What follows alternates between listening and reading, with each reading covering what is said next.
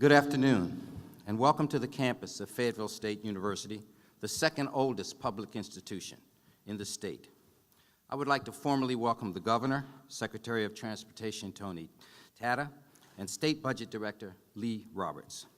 We are honored and pleased that the Governor has selected FSU as the site to trumpet Connect North Carolina.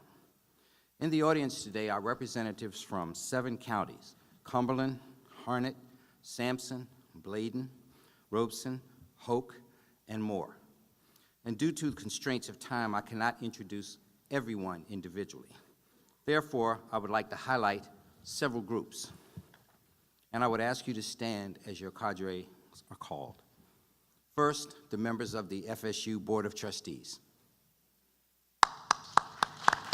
Thank you. And separately, First Lady Nancy Anderson.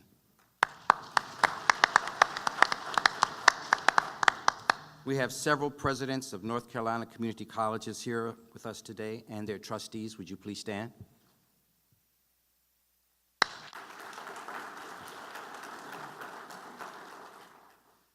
only individual I'm going to ask to stand separately is our new Chancellor of UNC Pembroke, Dr. Robin Cummings.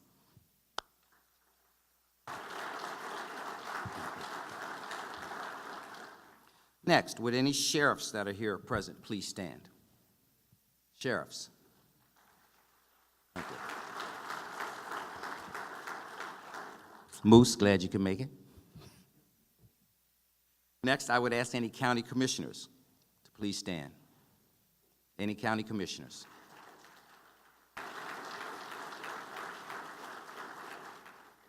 Will our distinguished mayors in the audience please stand? Mayors.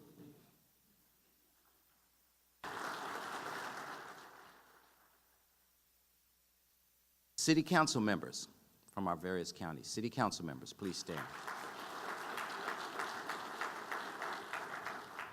Chamber of Commerce officials. Chamber of Commerce officials. County managers. County managers. Economic development officials in any capacity of economic development.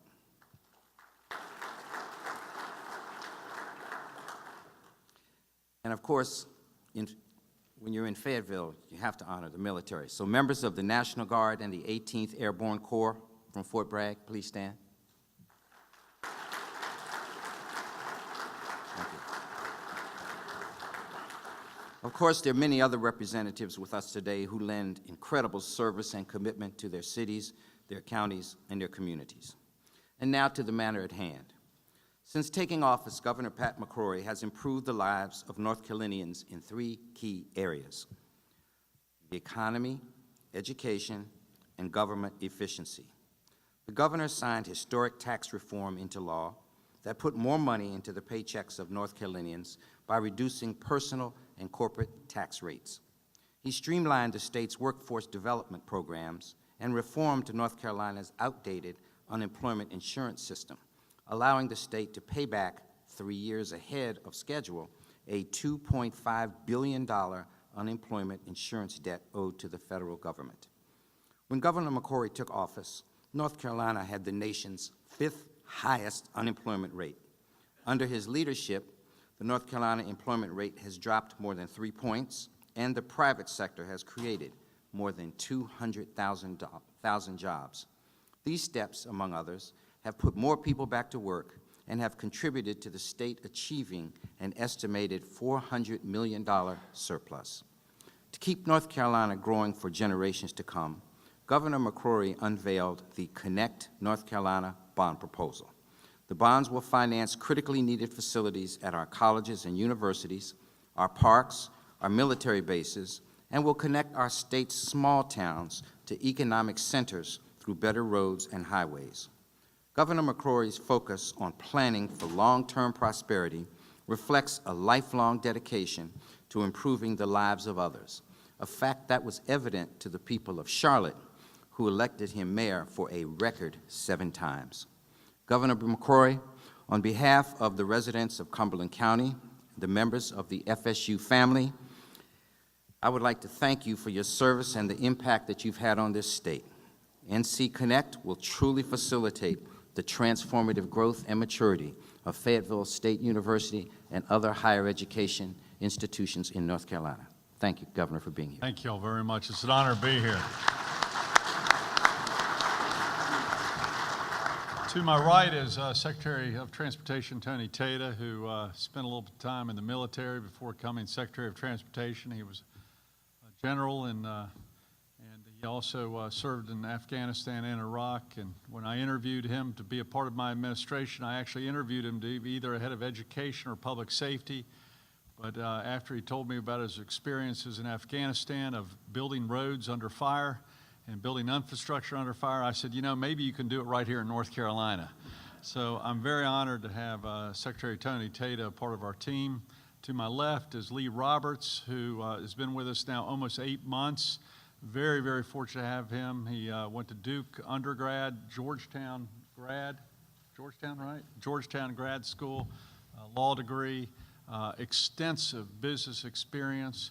He is responsible for as budget director of a $22 billion budget. He's got a huge job.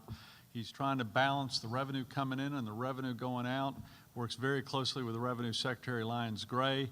And he is the one, these are the two individuals who really put together the Connect North Carolina plan. And I'm very, very proud of their work. And then in just a few minutes, they're going to each give a presentation.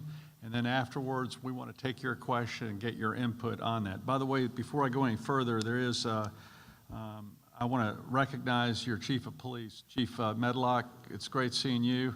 You used to be a lonely, low-level on the beat police officer when I used to ride with you on Friday and Saturday nights in Charlotte.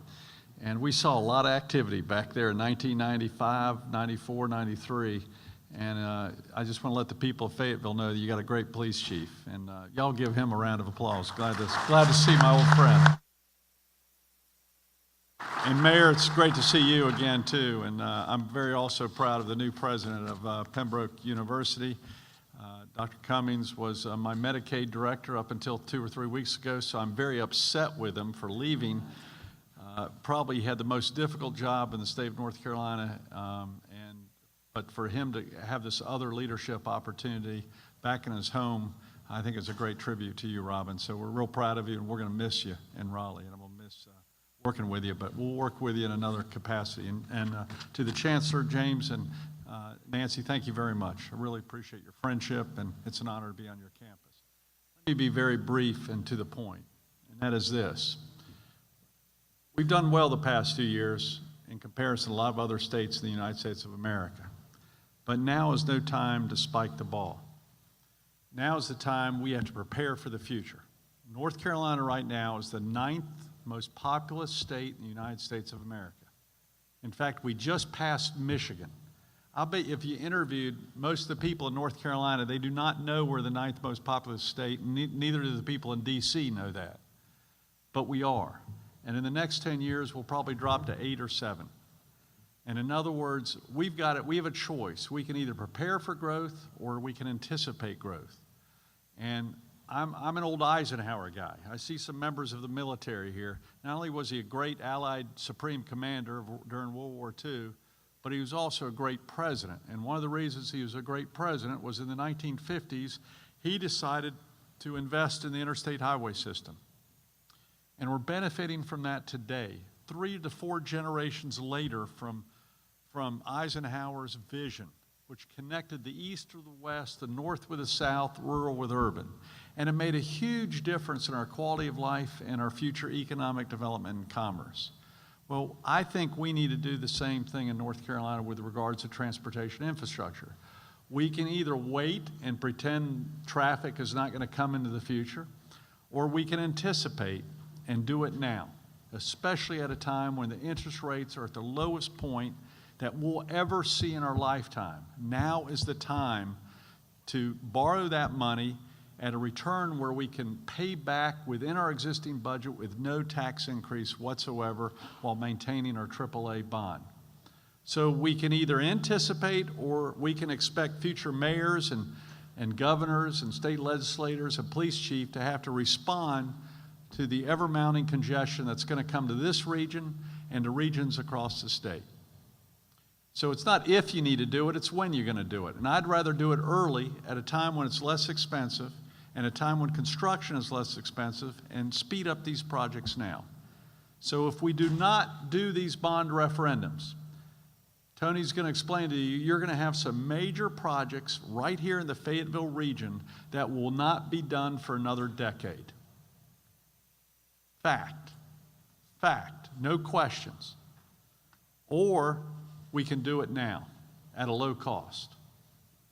With regards to other infrastructure, let me also talk about other infrastructure.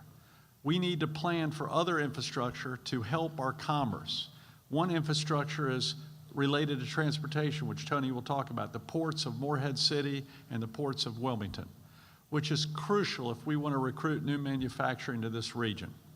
And Tony has a vision that we've put together as part of our 25-year transportation plan to include intermodal, to include our ports, to include our airports in preparing for the future and continuing to sell North Carolina. This is how we beat the competition, not just Nikki Haley, my good friend in South Carolina, or Bill Haslam in Tennessee, or Terry McAuliffe in Virginia. It's how we compete against Georgia and Florida and Alabama and Ohio and Pennsylvania and California and Colorado and Switzerland. The competition is everywhere. And those who prepare for the future are the ones that are going to win the future. Those who sit on the sidelines and anticipate others do it when the pain already gets here, we lose. We lose our quality of life, we lose our jobs, and we lose our future economic development potential. This is the time to invest. Now, in other infrastructure, since we're here at Fayetteville State University, and Lee is going to talk about this, our infrastructure in our universities has also got to be worked on immediately. I have traveled to many schools and seen their science labs. It's an embarrassment of how we're trying to sell and educate kids for the 21st century using 1950s and 1960s educational tools. It's unacceptable if we're going to compete in the future. In our community colleges, we need new investments, especially in skills types training, and from welding to high tech to other needs in which we have a skills gap in North Carolina right now. Every employer is telling me we have a skills gap in North Carolina where we have job openings but we cannot fill them. This is where both our universities and our community colleges are going to fill the skills gap, because if we don't, we will not recruit new businesses. In fact, we'll lose existing businesses. They will go to the states or to the countries where they get the talent necessary to do the job. And we need to, this is strategic, it's targeted, it's based upon where we have our skills gaps at this point in time. We have a bias in some of where we put our university money, and it's primarily toward the sciences and math and STEM and medicine and engineering, because that's where we have a skills gap in the state and in this nation at this point in time. And again, I'm going to have Lee talk about some of the investments in infrastructure, including right here at Fayetteville State University. So, this is not just education and transportation, however. We're also talking about our state parks, which is important for our quality of life and recreation and travel and tourism. It's very, very important, and it's kind of under the radar screen with no special interest group fighting for them in Raleigh at this point in time, but you got the governor fighting for you, but we need more than that. We've got parks as a major, major part of this state. We also have needs in other types of infrastructure, which they're going to be talking about. And so this is a comprehensive strategic plan. When they finish, I'm going to briefly talk about where we need your help inside the Beltline right now. We also have cultural facilities that need updating, including the Battleship North Carolina, including some of our historical sites, which are very, very important for the preservation of our history and our culture here in North Carolina. We have not had a bond referendum in 15 years in North Carolina. Think of how much North Carolina has changed in 15 years, and think of how much more it's going to change 15 years from now. This is connecting NC among each other, our economic regions, and also connecting us to our neighboring states and to the rest of the nation and to the rest of the world. And that means we use this vision in selling North Carolina. There's one other area that I didn't mention, and that's helping our military and our Guard. and even our bases, which we're going to review. It's a major part of our economy. It's a major part of our responsibility. And right now in our guard facilities, they're outdated, they're obsolete, and it's not a good quality of life at this point in time. It's not if we do them, it's when we have to do them. And I say now. So with that, I'm going to first hand it over to Lee Roberts, who's going to explain the financing, some of the infrastructure projects, and then Tony Tate, our Secretary of Transportation, to review some of the other transportation infrastructure, including roads and ports and intermodals. Governor, thank you. Good afternoon, and thank you to all of us for having us here. I don't think I've been here on the campus before, but I was telling the governor on the way here that I had the chance to work very closely with a proud Fayetteville State alum in the budget office, David Brown, who spent 35 years working for the state of North Carolina, was the deputy director of the Office of State Management and Budget, and just retired 2 weeks ago and was given the Order of the Longleaf Pine by the governor. And at his retirement ceremony, his father, David Brown Sr., who had been a barber on the base at Fort Bragg for 50 years, was there. So I was proud to work with David Brown and honored to meet David Brown Sr., and he represented Fayetteville State well in the state budget office for a long time. Had a big Broncos banner hanging on his office wall. So I'm delighted to be here.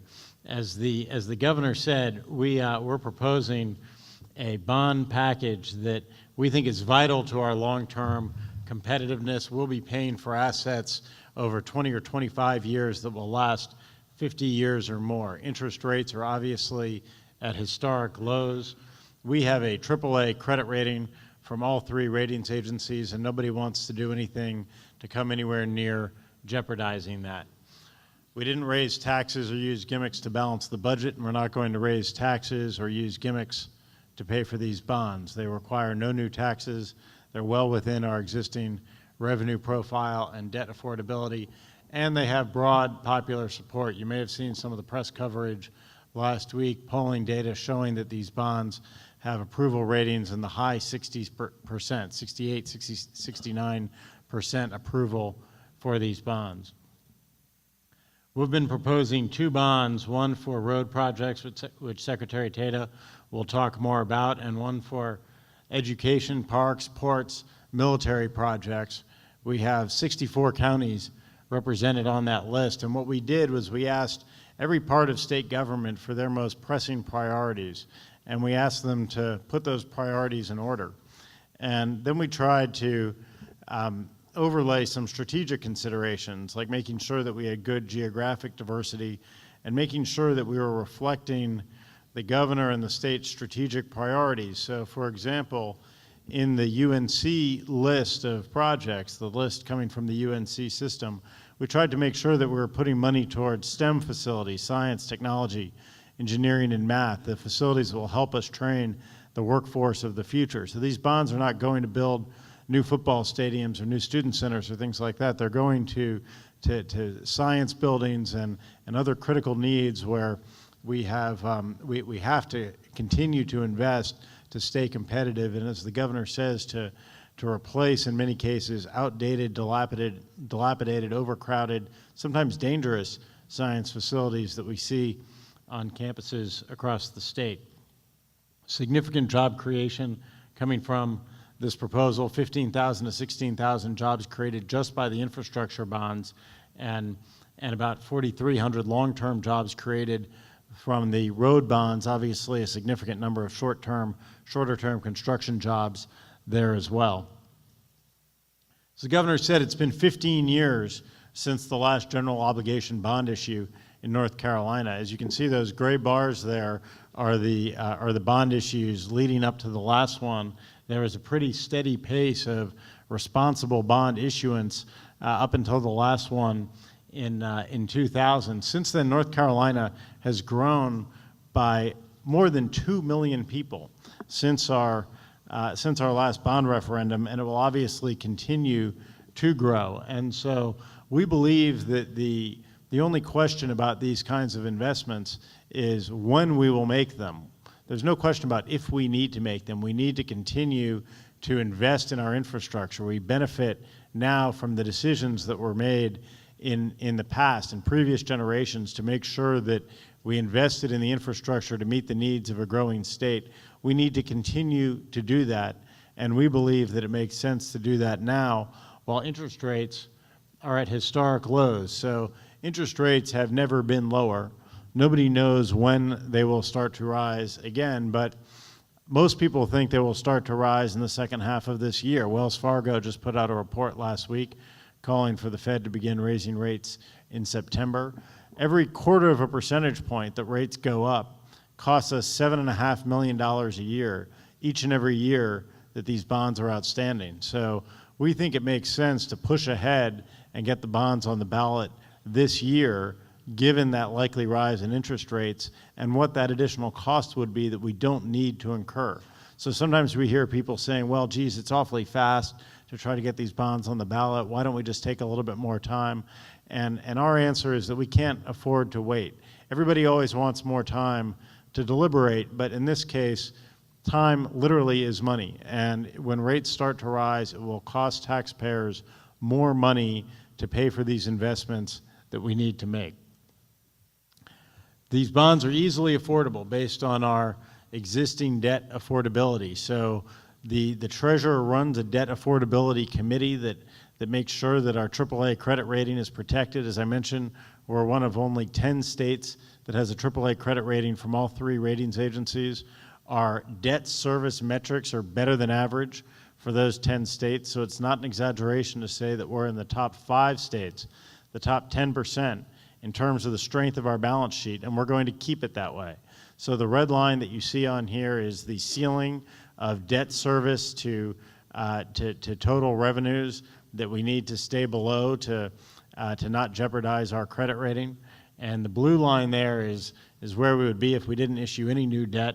The green line is where we would be if we issued the debt that we're proposing to issue at 3.5% if we issued it all at once. Would probably issue at less than 3.5% if we issued today.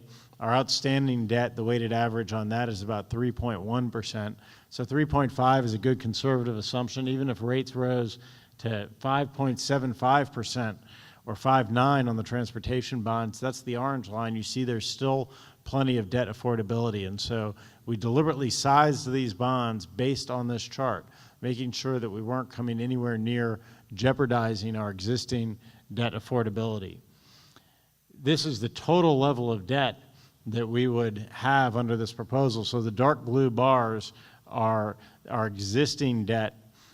We will pay off 75% of our existing debt in the next 10 years. If we issue these bonds, we will have less debt 5 years from now than we do this year. So again, we're on a very fast payout of our debt. We have ample affordability within our existing balance sheet and under our existing revenue profile. It doesn't depend on tax increases. It doesn't stretch our debt capacity. We've proposed on the infrastructure bonds, a breakdown of $500 million, the largest piece of the 1.4 total, $500 million for the UNC system, another $200 million for the community college system, and that's divided among the 58 community colleges, including every community college here in the Sandhills, Fayetteville area receives something from this proposal. We've proposed $300 million for non-highway infrastructure, including the ports and aviation and rail, and Secretary Tata will talk more about that. We've proposed $200 million for our parks and our cultural sites. We're not building new parks or cultural sites, but if you've been in any of them recently, you know they've got pretty significant deferred investment needs. And so we need to repair visitor centers and bathhouses in the state parks. A lot of our cultural sites have got leaky roofs. They've got mechanical and electrical problems that need repairing. And so that's something that we can do with these bonds as well. And as the governor mentioned, we've proposed $90 million for the military, for the National Guard, and for other needs. And that enables us to leverage significant federal funds as well. Here in this area, a number of important projects, including the Samarkand Law Enforcement Center in Moore County, renovations at UNC Pembroke, and $10.6 million here at Fayetteville State University for the renovations to the Lions Science Building, other improvements at Fort Bragg and at the neighboring state parks, and significant road improvements in this area, which Secretary Tata will talk more about. I know it's hard to read this, but this gives you a sense of the geographic diversity of the projects that we've proposed and the diversity in the types of projects that we've proposed. So we've tried to make sure that the priorities of each region in the state are reflected, and that we didn't overweight the bonds with a particular type of project or in a particular region.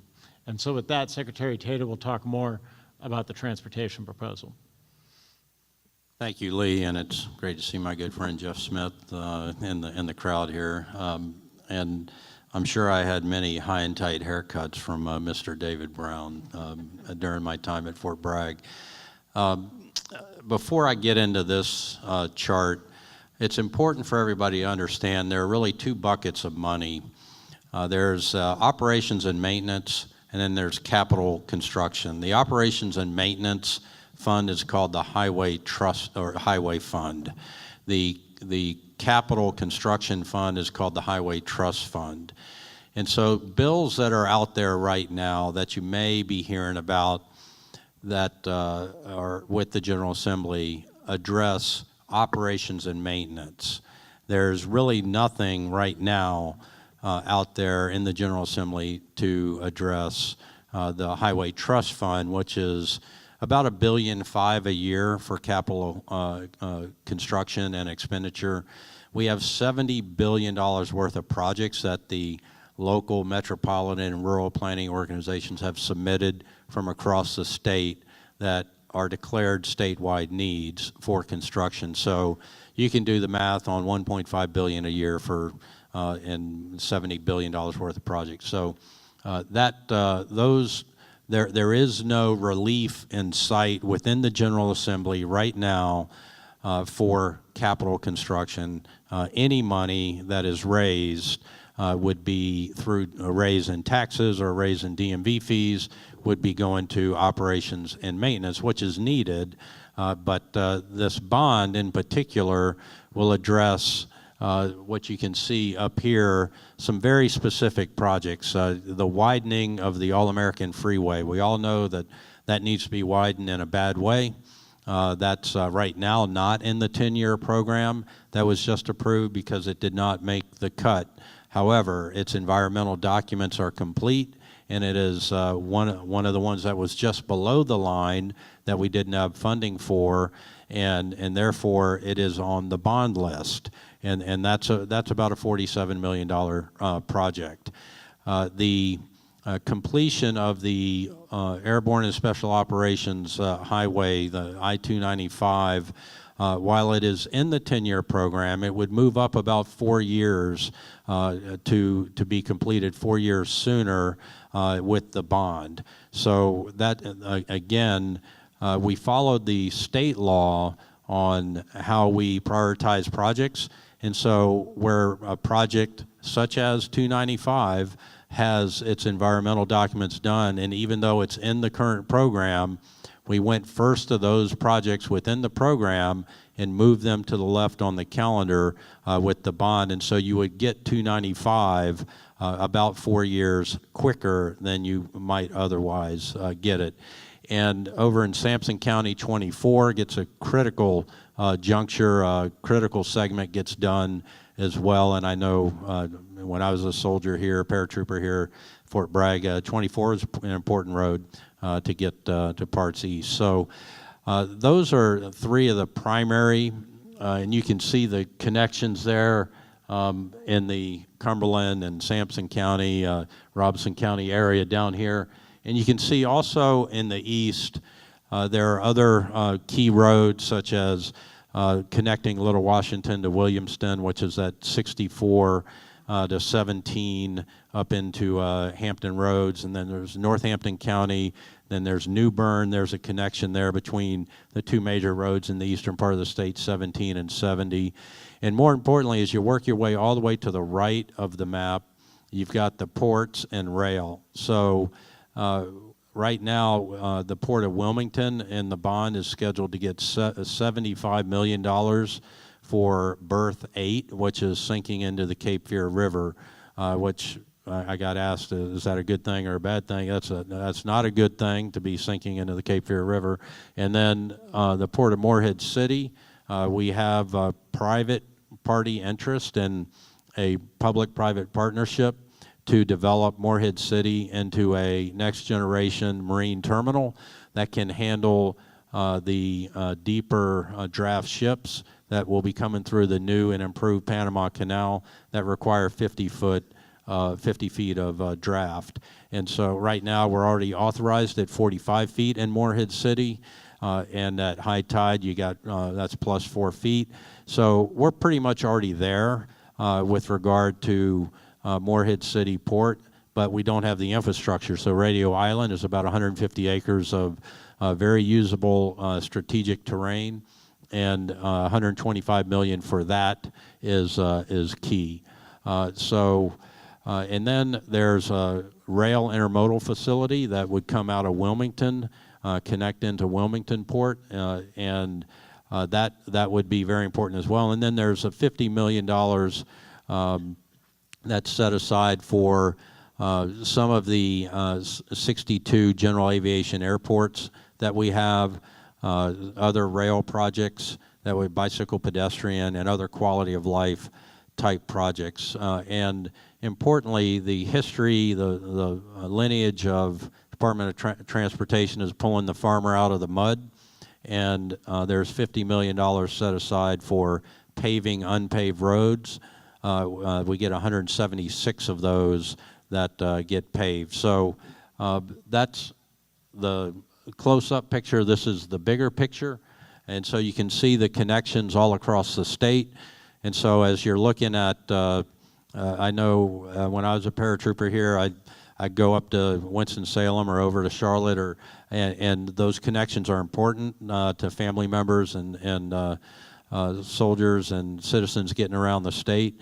And I-74 gets completed up in the Forsyth County area, that the northeast bypass of Winston-Salem.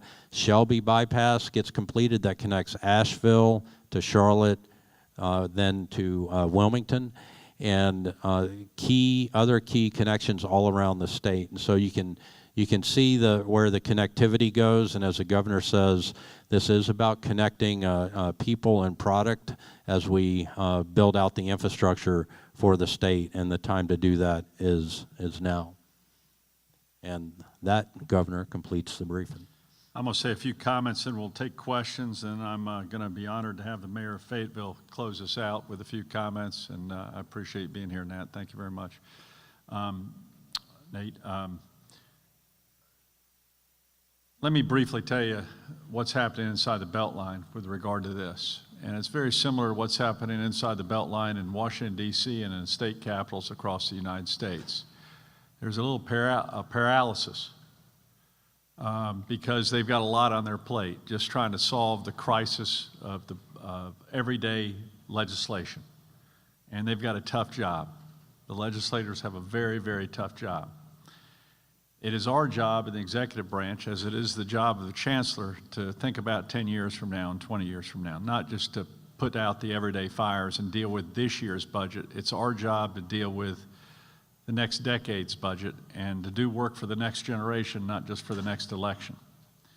And that's why there is a sense of urgency here, is because if we wait, it's going to cost us more. If we wait, it's going to cause congestion. And we've got divisions at this point in time. I think overall there's a clear consensus that we need to make this investment. There's obviously a clear consensus outside the Beltline that we need to do this. Almost 70% approval rating from the people of North Carolina, bipartisan. Inside the Beltline, they're just putting a lot of fires out right now. And we've got to motivate them to get this on the ballot and let the people vote on the future of North Carolina. And frankly, we've got some people even in the university system, well, maybe we ought to delay a little bit, wait another year, and look at this project list more where it needs to go. We've got some people in the community college system, well, maybe we ought to fight for even more money and delay. We've got some people who frankly disagree totally with ever borrowing money, whereas if we never borrowed money in North Carolina in both the private and public sector, we wouldn't have capital projects.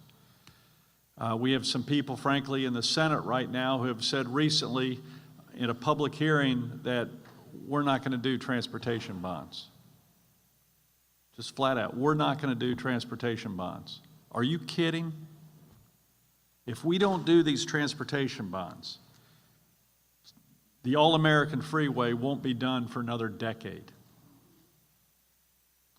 The outer loop will not be sped up where we can do it quicker by several years, and it'll cost more money. And these stories are going to be repeated in the Winston-Salem region, Elizabeth City region, in the Shelby region, in the Asheville region, in the Winston-Salem region, across the state. If we do not do these bonds, we are delaying major projects for over a decade, and they will again stay stagnant and sit on the sidelines with no activity whatsoever.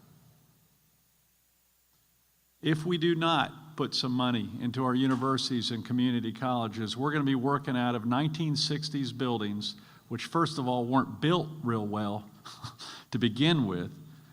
I always call it Soviet design, in which it's not good for a quality education. And we have equipment needs and capital needs with just building new roofs and doing basic maintenance for long-term repair on much of our facilities on our university and our community college campuses. If we don't do this, we're going to have another 10-year delay on basic infrastructure needs in our state parks and our zoo. Our ports will not be operable in the means in which we can continue to grow those ports. We will not be able to sell those ports for future manufacturing across the state of North Carolina. And we have to compete against the Savannah port, the Charleston port, the Norfolk ports. At a time when they're overflowing, we want North Carolina ports to fill that niche. So I want to be real blunt with you. If we do not do bonds or borrow money, we will not get these projects for another decade. If we delay allowing the people to vote, the chances of the cost going up to the taxpayers of North Carolina are very high. The experts have told us, recently Wells Fargo did an assessment in which they anticipate the interest rates to go up by the end of this year. In fact, just the market's moving now based upon rumors of interest rates going up because the movement of the economy. For every percentage point, how much does it cost the taxpayers? That's about $30 million for a full percentage point. $30 million. A quarter of a percent costs $7 to $10 million. The movement can happen quickly. This is the time for action. And that's why we're pressing it. But we cannot do it without you. We have got to have our legislators hear from you. And many have told me, we're not hearing from you. They've said, we're not hearing from the public on this issue. They're hearing on other high-profile issues, and the media is playing other high-profile issues, but these are the issues that really make a difference to North Carolina. So we need to hear from, I think we have about 5 or 6 mayors in this group. Love to see you guys being a former mayor. And we have commissioners, we have trustees. Now's the time to speak up. So with that, we'd be glad to take some questions, and then I'm going to have the mayor end the program. Yes, sir. Yes, sir, in the back, right there. Thank you, Governor, for coming down to see the people of the city of Fayetteville. I'm very well known in the city of Fayetteville, especially by the leadership of Fayetteville. Your future, the look into the future that you got going right now, it looks very good. It's very bright. And we wouldn't be sitting on this building right now if it wasn't for the vision of somebody else who decided to build this building up to date and everything else. I have told the people in the city council and many people, I don't mind paying the taxes. Okay, but I want to see something for what I paid for. I'd like to bring to you a little while back before you was the governor. Money that was given to the transportation department was rerouted somewhere else. Then we had a very, very shortfall in the transportation department. Then the the lottery that was approved for the education of the people, of the people of North Carolina, children, it got rerouted too. With all the things that you got going into the future, you have to have a structure for the firemen, emergency personnel, and so forth and so on. The only question that I have for you, sir, once you put this strain in action, okay, and let's say you get elected and picked by a conservative Republican to be the Vice President of the United States, will you pack up your bags and leave? And sir, I got one more thing for you. I would like to give you a letter, please, if you don't mind. Thank you very much. Thank you. Is that what it said on the teleprompter behind me? I just want to know. Thank you very much. I appreciate your compliment. Yes, sir.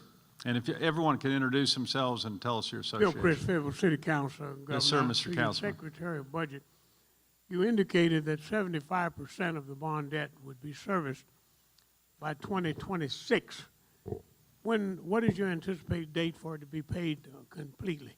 So what I was saying was that It's a great if we don't issue new debt, 75% of our existing debt will be paid off in the next 10 years. And if we issue the debt that we're proposing, we'll still have less debt 5 years from now than we do this year, given how quickly we're paying off our outstanding debt. We're proposing issuing 20-year debt on the non-highway bonds, 25-year debt on the highway bonds. So that's how long those bonds would be outstanding. But in terms of our overall debt load, it would be lower 5 years from now than it is today because we're paying off our existing debt so rapidly.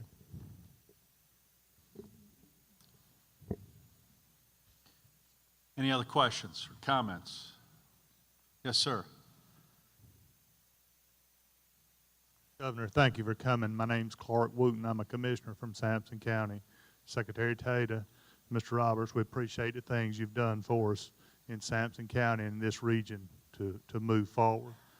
It's hard for me to believe that anybody would stand in the way of allowing the people to speak on such a futuristic and proactive project.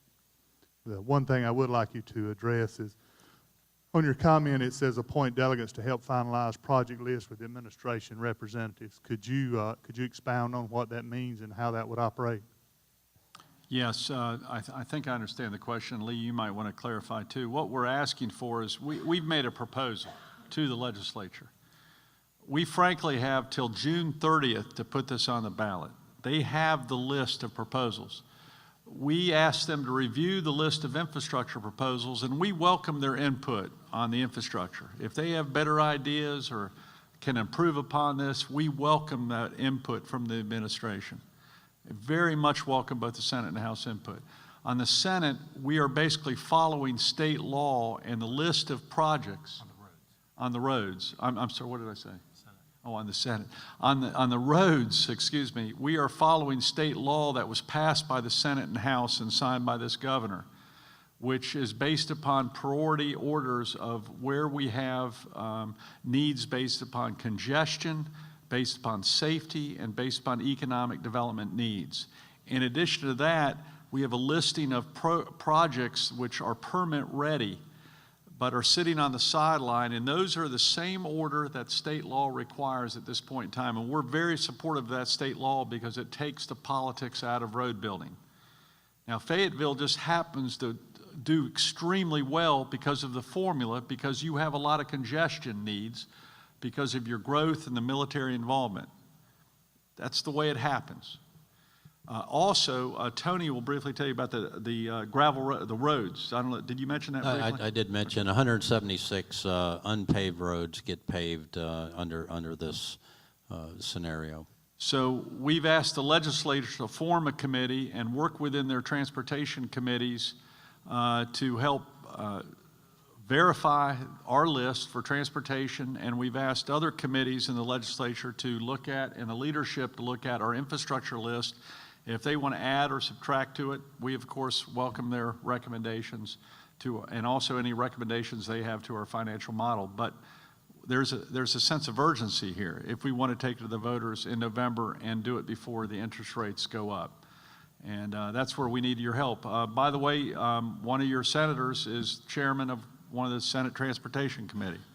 So it's extremely important that we get his support and your House members' support of this efforts. And I encourage you to get in touch with them ASAP to give them your feedback, either for or against this. And we need that now, not next week, not last week. We needed it last week, we need it now. Any other questions? Mayor Robertson, honored to have you. Let's give the mayor a round of applause. We're glad to have him. He's a good friend.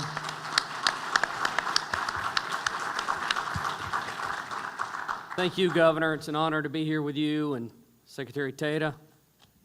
Budget Director Roberts, thank you very much. This is a great project for the future of North Carolina and our residents.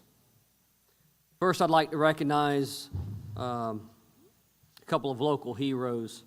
Major General Jeff Smith with us in the audience, along with retiring Garrison Commander Jeffrey Sanborn. Thank you all very much for being here with us.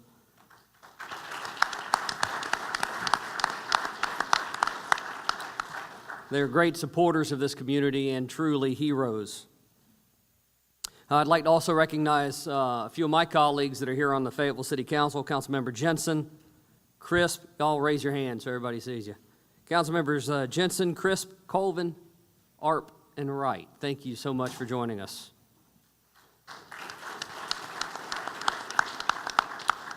Chairman Edge of the Cumberland County Commissioners joins us with a few of his commissioners. Thank you all for being here as well. Welcome. You know, I grew up here in Fayetteville. I know firsthand where we were a few years ago. Graduated from E.E. Smith, attended classes right here at Fayetteville State University. And Fayetteville has changed over the years. It's developed on many fronts, growing its education base, its economic base, and as a result, improving our quality of life. We must keep moving forward, keep connecting, keep developing the highways and the road systems so that North Carolina can continue its forward momentum. You know, for our future, we need this. Now, this is where I'm going to steal a quote from the governor. Today, we are enjoying and benefiting from the investments made by our parents and grandparents. Now is the time for us to seize the moment and make investments that will benefit North Carolinians for generations to come. The bond initiative that the governor is proposing is essential. It will help develop the infrastructure across our rapidly growing state. It will help expand our network of transportation assets across the state. And the time is right. The time is now, and for our future, we need this. The governor and his team of experts have done a thorough job selecting the right projects, ensuring that North Carolinians, our residents, are looking at over 15,000 jobs and the economic prosperity that follows. Let me say that again. The governor has done a thorough job selecting these projects, ensuring that we're able to connect our people, our residents, with 15,000 jobs. Ultimately, it's about helping preserve and improve our quality of life, not only here in Fayetteville, but throughout North Carolina. For all those reasons, the time is right, the time is now, to support the passing of this bond referendum. For our future, we need this. Governor, thank you very much for being here. To the audience, thank you very much for coming. Thank you all very much.